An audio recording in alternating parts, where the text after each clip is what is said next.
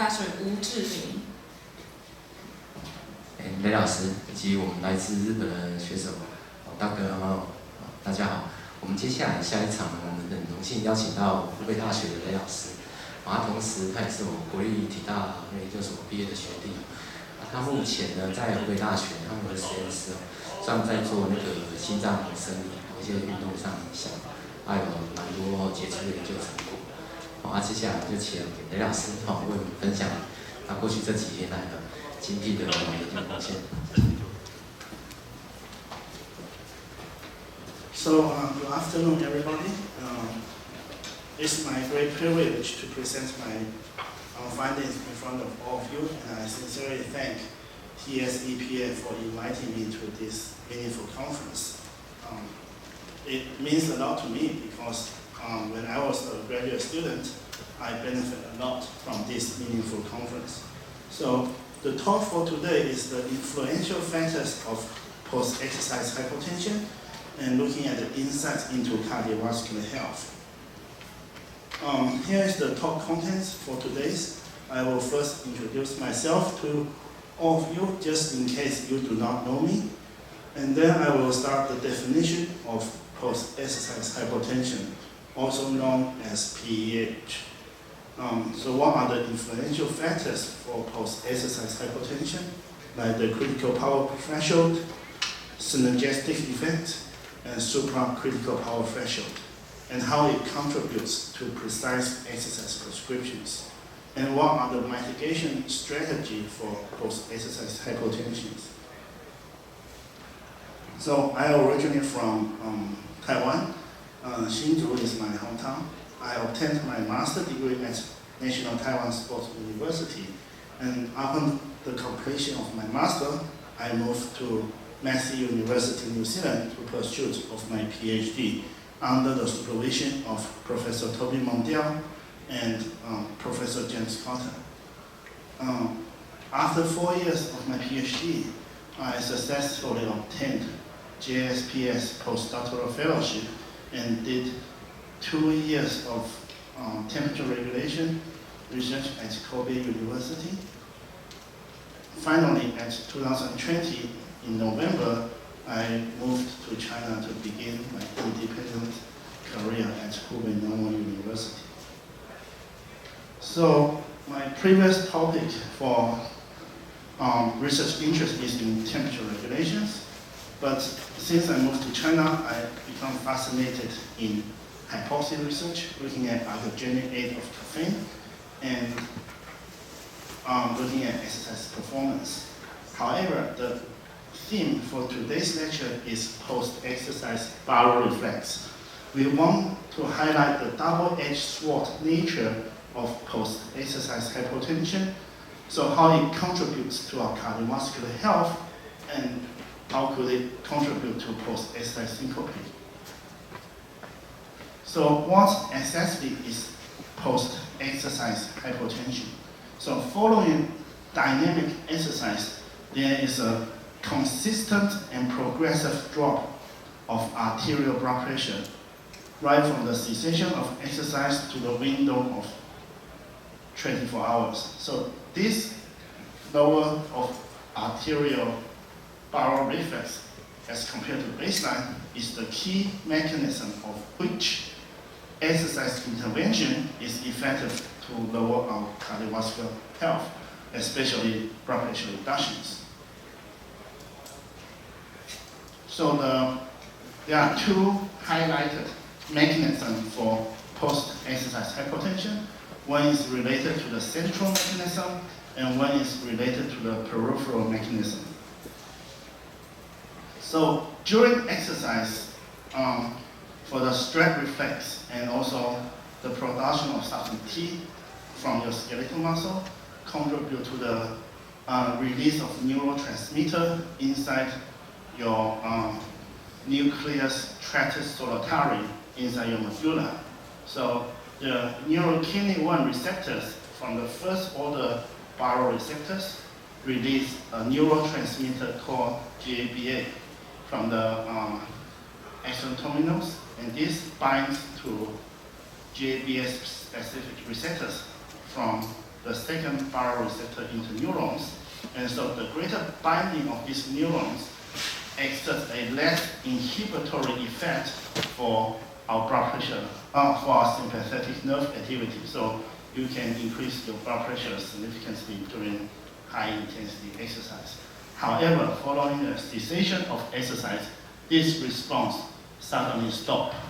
So you have less GABA being released from the NTS, and so you exerting a inhibitory effect on your sympathetic nerve activity. And so our human body operates as a reciprocal inhibition. So if one is being inhibited and one is being released, so you increase your parasympathetic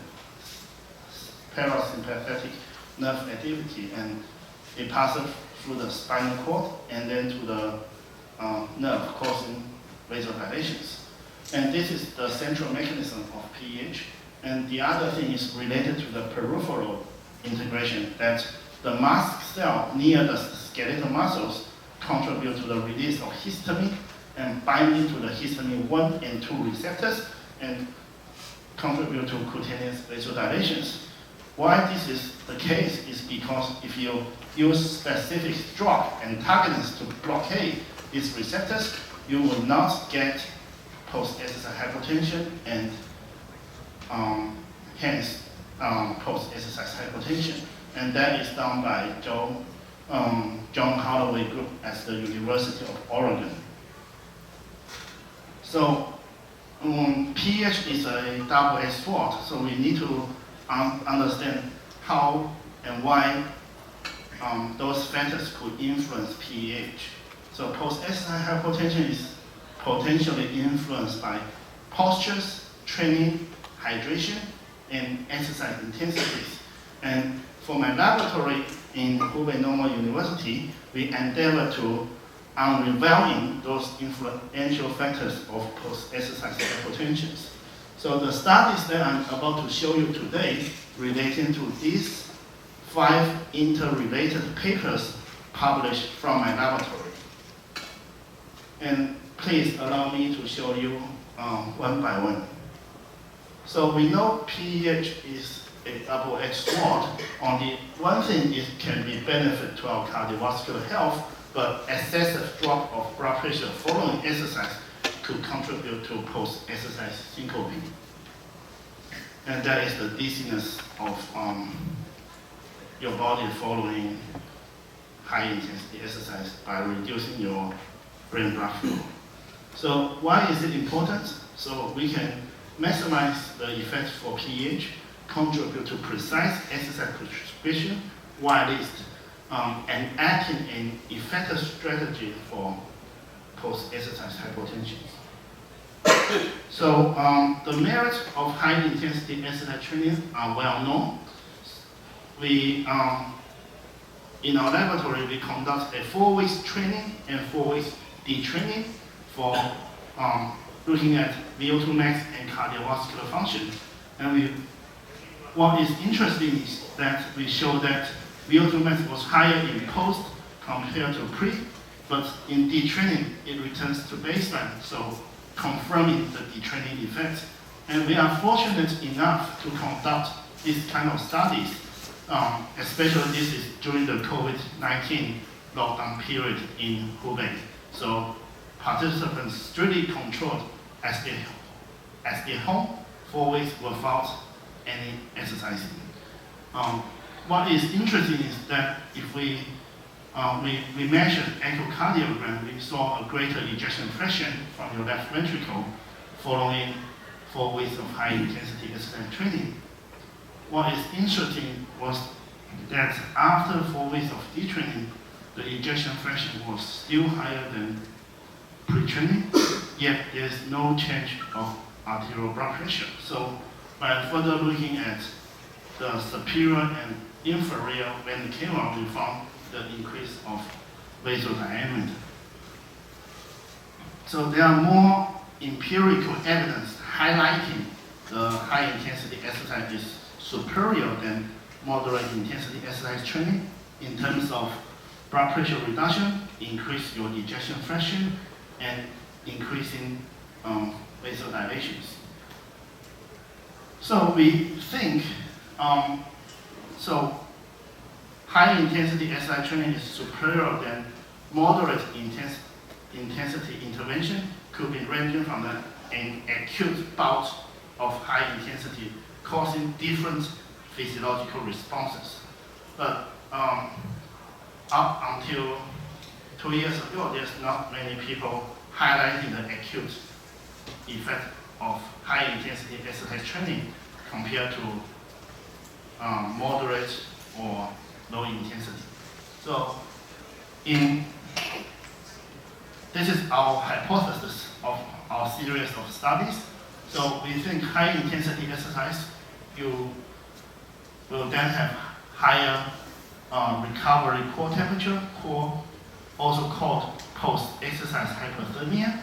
And so the greater the core temperature during the recovery period could potentially result in hyperemia and vasodilations. And maybe this increases the magnitude of PEH, post-exercise hypotensions. A question mark because not until 2023 is nobody revealing these specific mechanisms. This is probably the only one study looking at post-exercise hypotension between high and low intensity, and they conclude that the magnitude of pH is comparable between high and low intensity. But if you look at the graph, it's not entirely correct because the effect size seems pretty large and they only had 7 participants.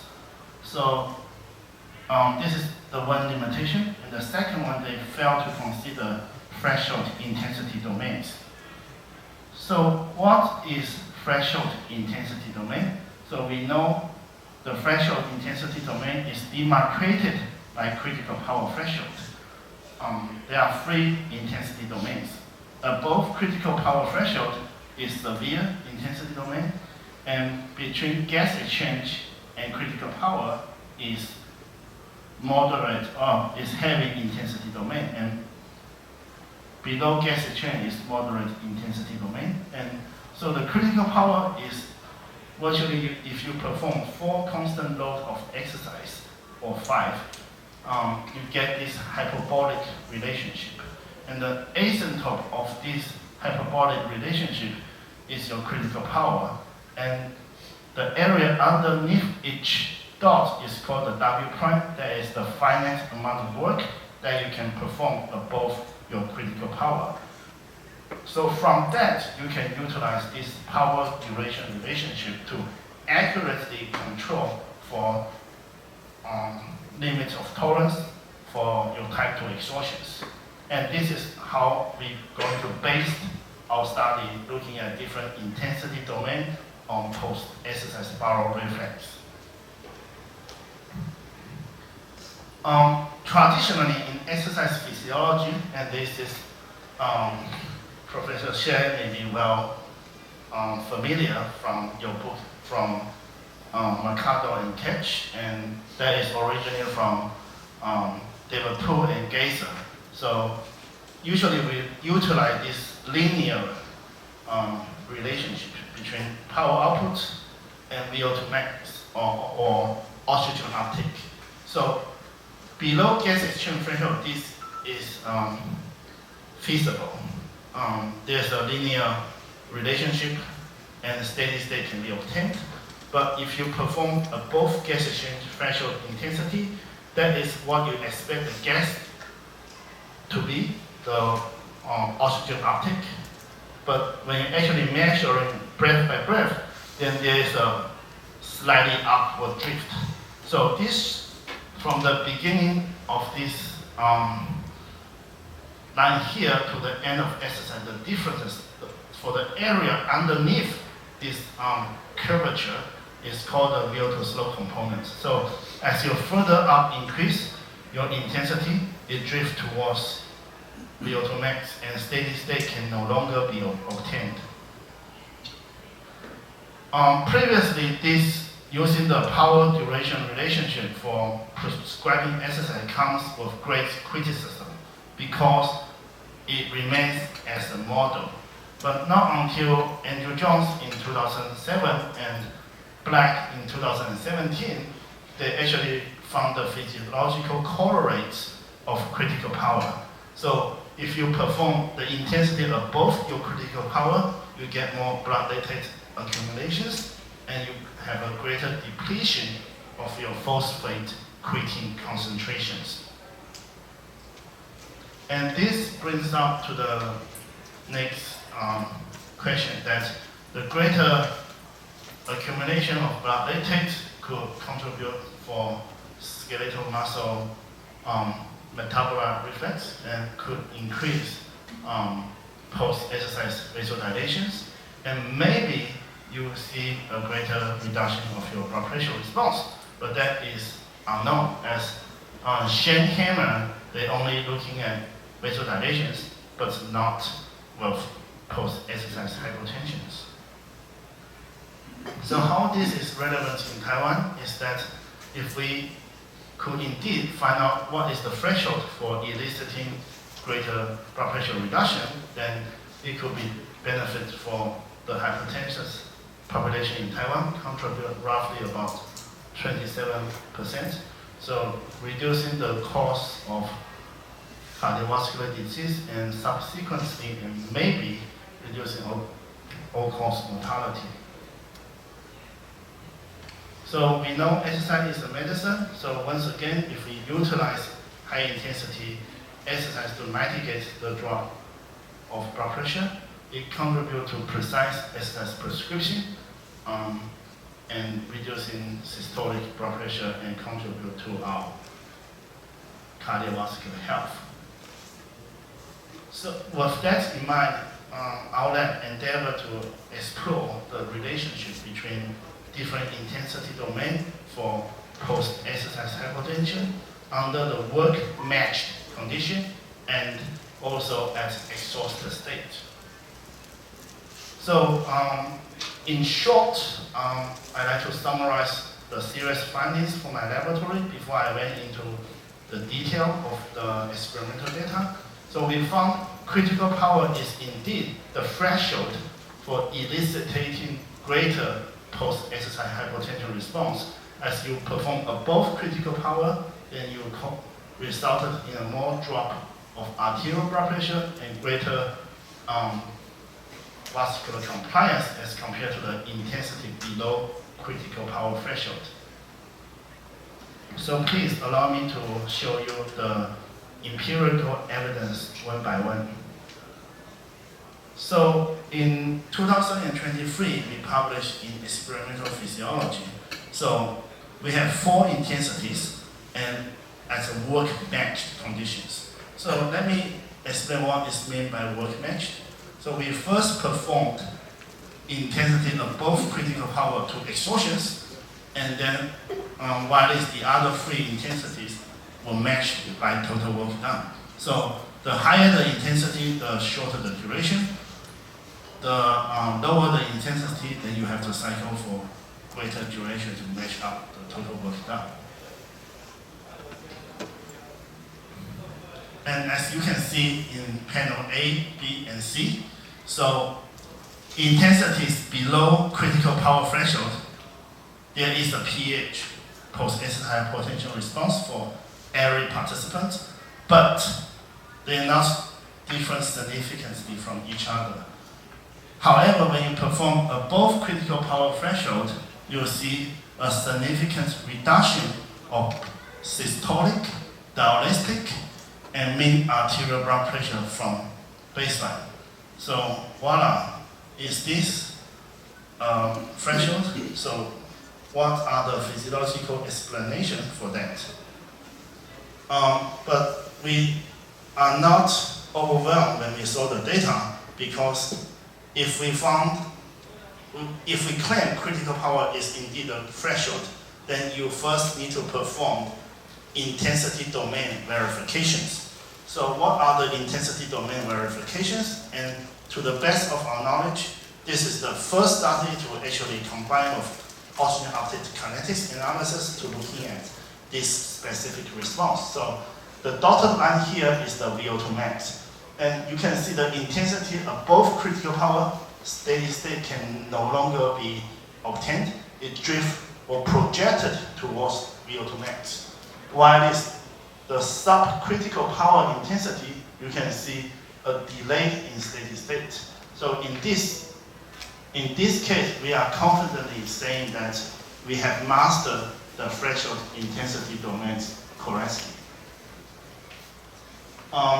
As expected, you can see a greater core temperature response during the recovery period for the intensity above critical power threshold as compared to subcritical power. So we did not have ultrasound to measure actually the vessel diameter, but we used post-wave brachial artery post-wave pressure velocity as a surrogate for vascular compliance. So what is really fascinating was that the intensity above critical power threshold was significantly lower as compared to the other intensities.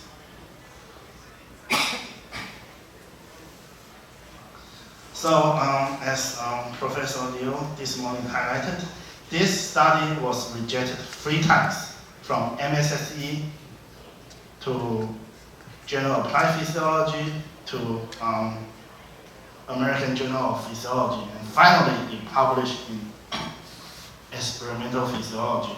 The potential reason why was because there's always a critical comment that we measured this in a seated recovery position. We did not consider orthostatic stress. So those who do not know orthostatic stress is that when you change from a seated position to an upright, your blood redistributed towards your extremities, and you have a less venous return, and your blood pressure drop significantly. However, if you're lying down from a seated to supine positions, then you get a greater increase in ejection fractions and your mean arterial blood pressures. So we think, yes, very good question. So how can we resolve this? So it comes with a next study. I think it's a fair comment, and science is always about self-criticism. So how can we resolve it? So to resolve it successfully, we have to consider the synergistic effect. So we combine postural hypotension for the intensity above critical power threshold, and for the postural hypotension for the intensity below critical power threshold, and see what happened to post-exercise hypotension. So eventually, this study was published by my master's student in American Journal of Physiology, Regulatory and Integrative back in 2004. So here is the graphical abstract. So allowing me to explain more explicitly to all of you. So we have severe intensity that is 10% above critical power, and we have moderate intensity for the intensity below gas exchange threshold. And once again, they were matched by total work done. So in each intensity, we have 3 postures: seated, upright, and supine. So lying back to rest. What we found was intensity above critical power threshold in seated and upright contribute to greater magnitude of post-exercise hypotension as compared to the intensity below gas exchange threshold, but nothing happening in supine postures. So you can see this is the intensity above critical power. They have greater reduction in systolic, diastolic, and mean arterial blood pressure from baseline. And once again, we found post-wave pressure velocity being different for the intensity above critical power threshold in seated and upright posture. Well, so we originally submitted once again to MSSE and banned and rejected again. Why? There's a reviewer writing a commentary articles on 2 of our papers. So we know we first perform severe intensity to task failure, but the other 3 intensity will work matched. So what is the problem? The problem is what happens if all trials performing to exhaustions? Will critical power still be a valid threshold for post-exercise hypotension? So, and this is very fun. And this is Jason Gifford from BYU commentary on our article. So we think this is a good point. So what they are aftering is that if you perform these 2 exhaustion and these 2 exhaustion, what happens to post-exercise hypotension?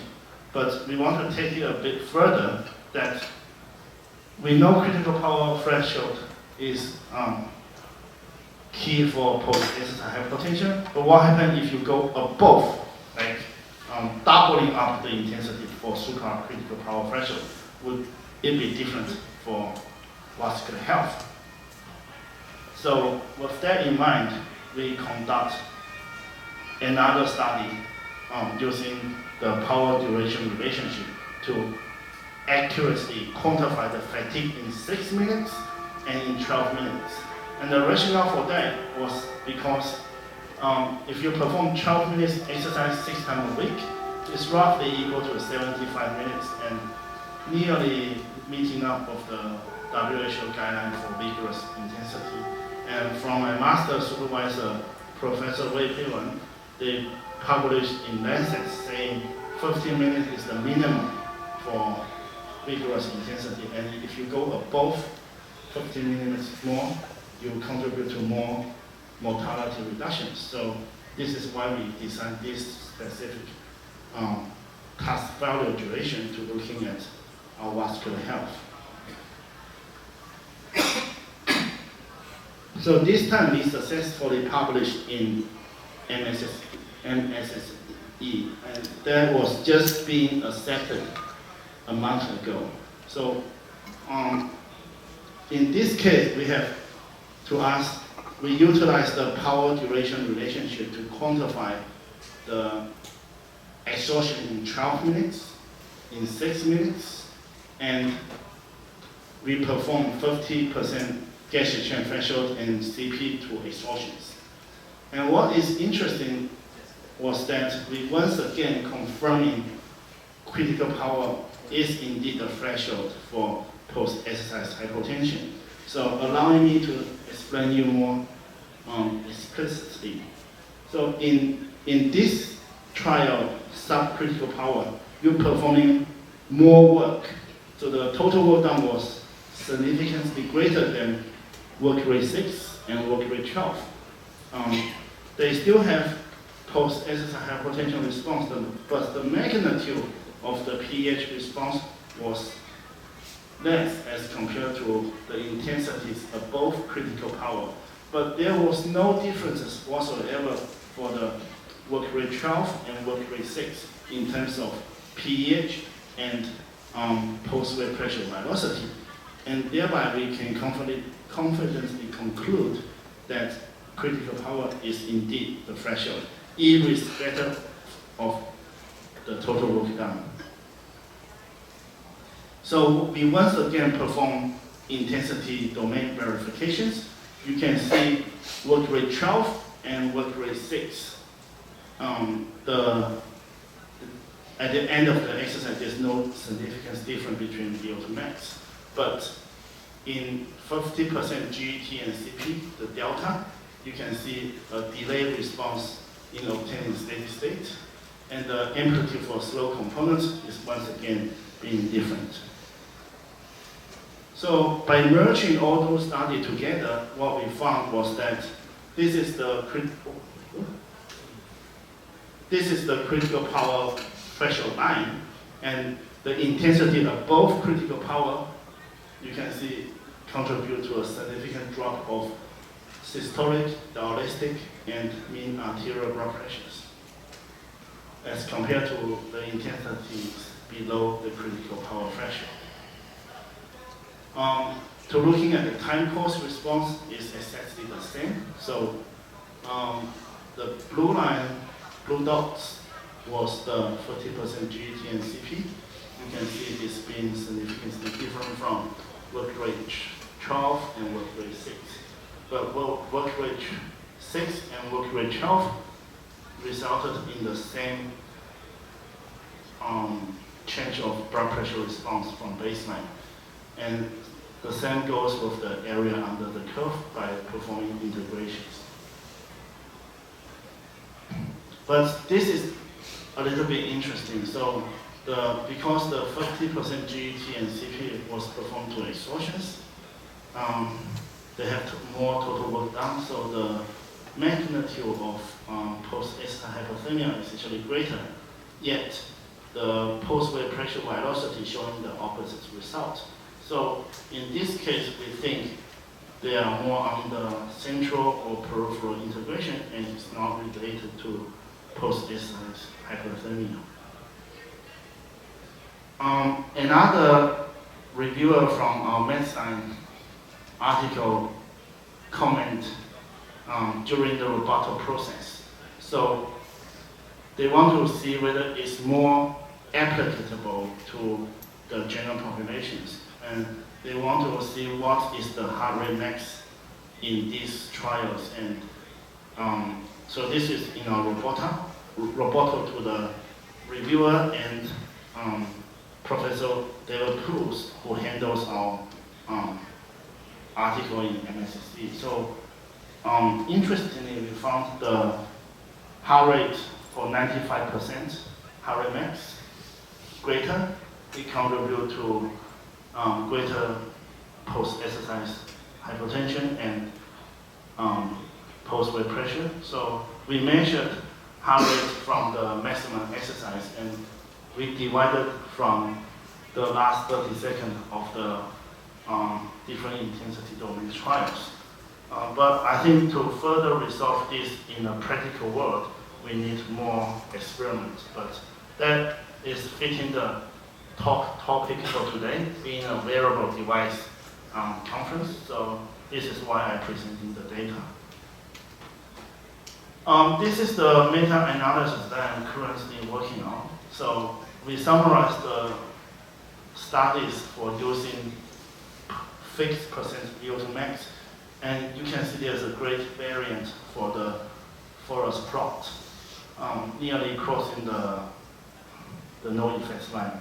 But if you use threshold intensity domains, you can see a consistent drop of systolic blood pressure, and the same goes with the mean arterial blood pressure. I haven't published this study yet, but I'm looking forward to publish that in the near future. So what about this for disease populations? For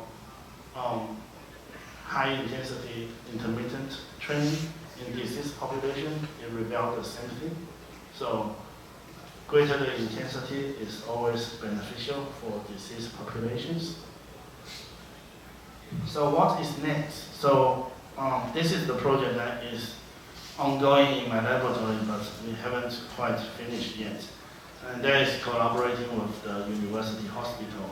So we want to see pre and post training. We track markers by markers. So there is a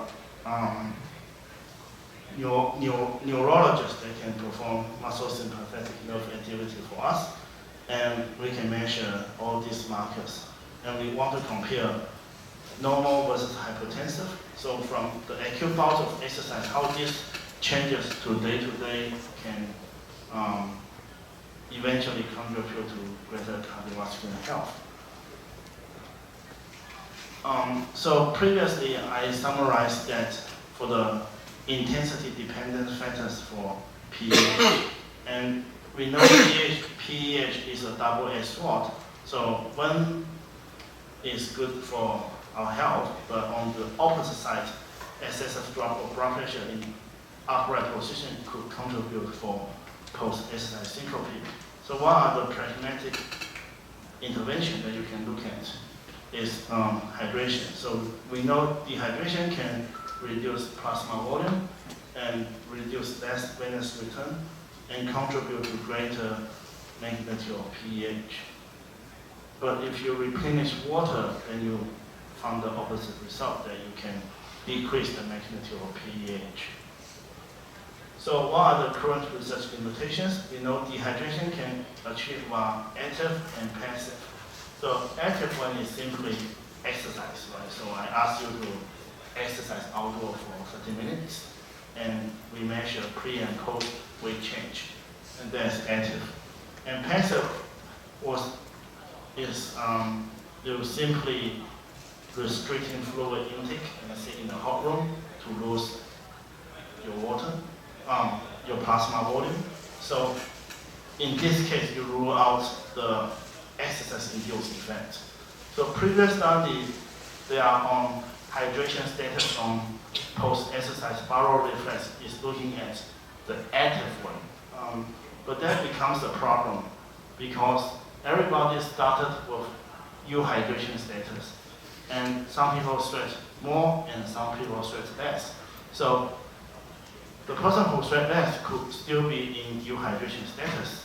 And this is why there is a problem that the hydration status at the end of exercise cannot be universally confirmed. Was it due to fluid loss or was it due to exercise per se? So with that, in our laboratory, we combine active and passive. So we first restrict the fluid intake for 12 hours, and we're looking at different hydration status. So in a hypohydrated state and at a euhydration state, and looking at the magnitude of pH. So there are also a different hydration status for pH. We know there is a fixed volume intake.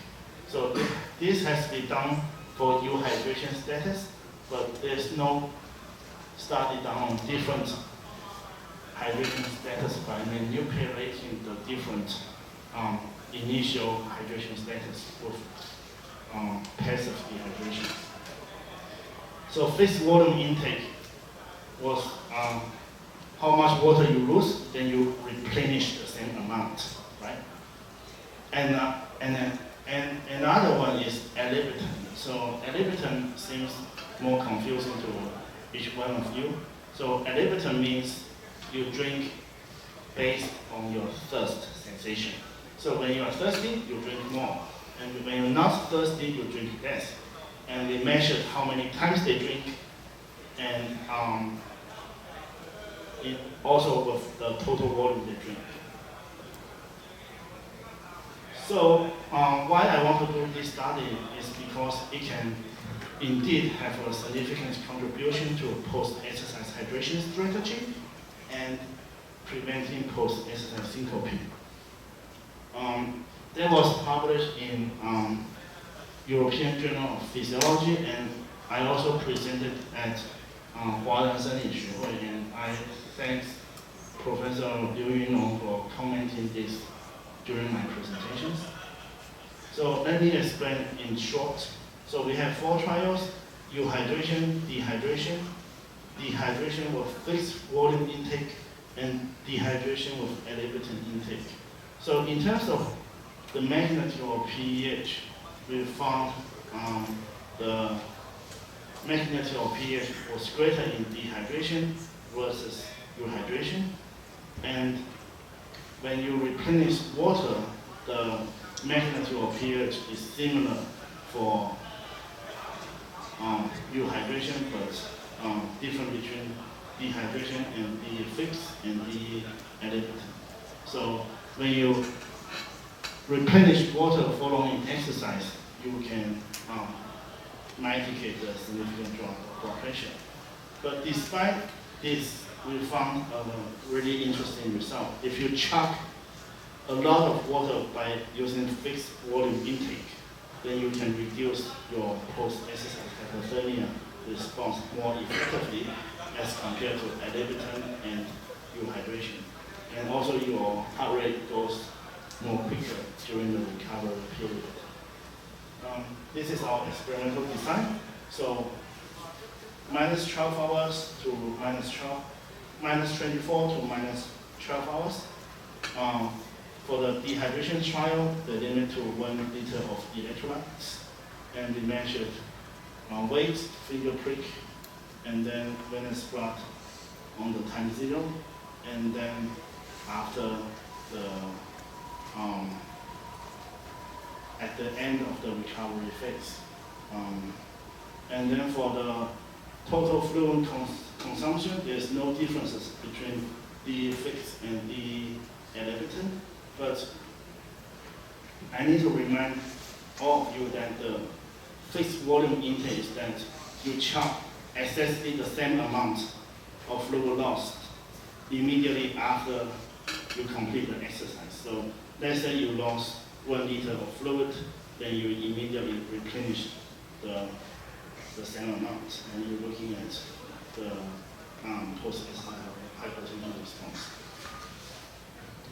And so we calculate this based on 2 time points from here to here, but we did not take account of the fluid loss during the exercise because we're measuring blood pressure response, and we cannot ask the participant to weigh themselves again and go back up and back. So we can roughly estimate this from the familiarization of the trial to roughly get the same correct fluid intake.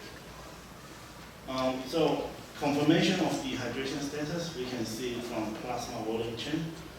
There is a greater reduction in plasma volume. There's not much reduction in plasma volume for the dehydrations. Okay. And so all of the trials were at a hypohydrated state, as documented by greater osmolality. And we can confirm this is dehydration because there's no time point for osmolality increase, but there's time point for greater osmolality for time point effect and versus the dehydration status. So in terms of the magnitude of pH, it is greater in dehydration compared to euhydration, and it was greater in dehydration compared to dehydration with fixed volume intake and dehydration with elevated intake. And this is well documented by the results of our studies. And as I mentioned before, the core temperature response and heart rate reduction was greater in dehydration with fixed volume intake versus other trials. You can see the core temperature response go down more quickly in the fixed as compared to other intensity trials. And the same goes with heart rate response. You can see on the brown circle goes down more quickly for the heart rate. So in summary, there are 2 take-home messages for today's presentations. Post-exercise hypertension is determined by critical power threshold. And pH is magnified with dehydration, while its fluid consumption can effectively mitigate the magnitude of pH. I thank all my collaborators for the time and effort that invest into my studies, and I also like to thank my former teacher from Taiwan supporting me all the way during my high and difficult times. Thank you very much. Dr. Wei gave us a very wonderful speech about his contribution in cardiovascular health, a matter in health side or performance side. And because of time limitation, we have 1 question, please. Any question?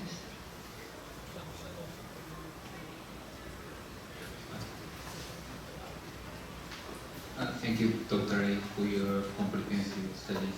I have a question about the effect of dehydration on post-exercise hypertension. So in your study published by MACC recently, so can I see that? You mean the dehydration in MSC? No. Egypt? No, MACC. So the paper, the result of MACC shows that middle exercise intensity, the magnitude of blood pressure reduction after exercise is less than the higher intensity exercise. So, but I was thinking if exercise was actually longer, and I assume they are more dehydrated compared with upper to higher intensity exercise. But the post-exercise hypertension magnitude was less than the higher intensity. So, Yeah. but my question is that what's the magnitude of impact of dehydration? Because here, maybe if exercise, the third one, dehydrated a bit more than the upper two, the magnitude of hypertension was less than the upper. Yeah, good question. So in this study, we actually measured plasma volume from finger prick, and we did not see much of the difference for plasma volume reductions. So, did you measure weight change? yeah, but I didn't really looking at the body weight change. But from plasma volume, it is no differences. Okay, thank you. Thank you, Dr. And I am interested in performance side because in Taiwan, most athlete students, they need to train in even 5 or 6 days per week. Yeah. And during the coaching periodization design, when they go to the in-season, they will suffer from very, very high intensity training daily, right? Yeah. And if they are dehydration, or they forgot to investigate enough fluid, if the pH will exist and even it disturbs their night sleep quality. Sleep quality. Yeah. Okay. So can you have some suggestion from your study result? Give the coaches and give the teachers when they design their periodization or training programs, and give them some advice. Maybe the high intensity training or low intensity, how to combine to limit the pH influence on sleep quality. That is a very good question. So, to answer your question, you need to conduct 24 hours ambulatory blood pressure analysis. That is something that we did not do, and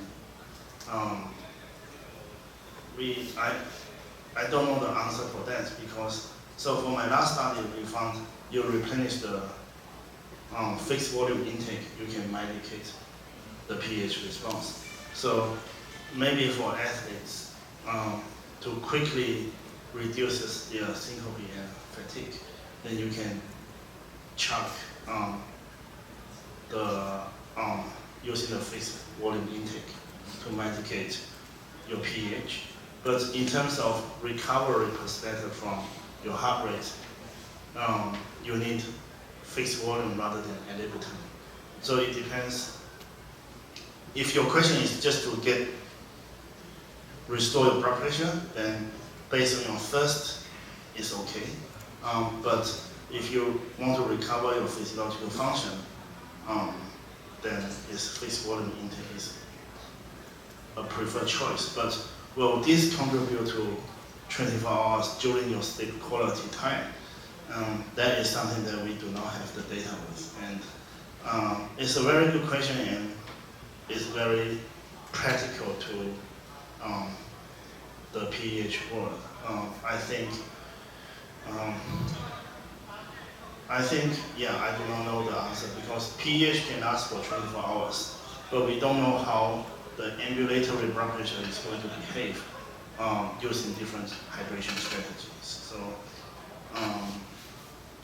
yeah, so good question, but I don't know the exact answer for that.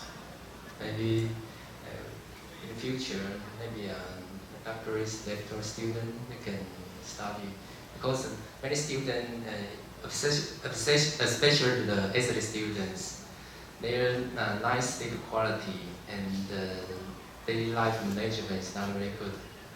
I think it's not only in Taiwan, and also in other words, because they like to use your smartphone before you sleep and lay down. Yeah. So, any questions? And thanks, Dr. Ray again. Thank you very much.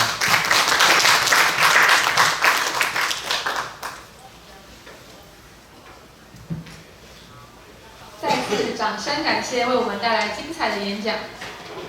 Please give applause again. Thanks for giving us an excellent presentation.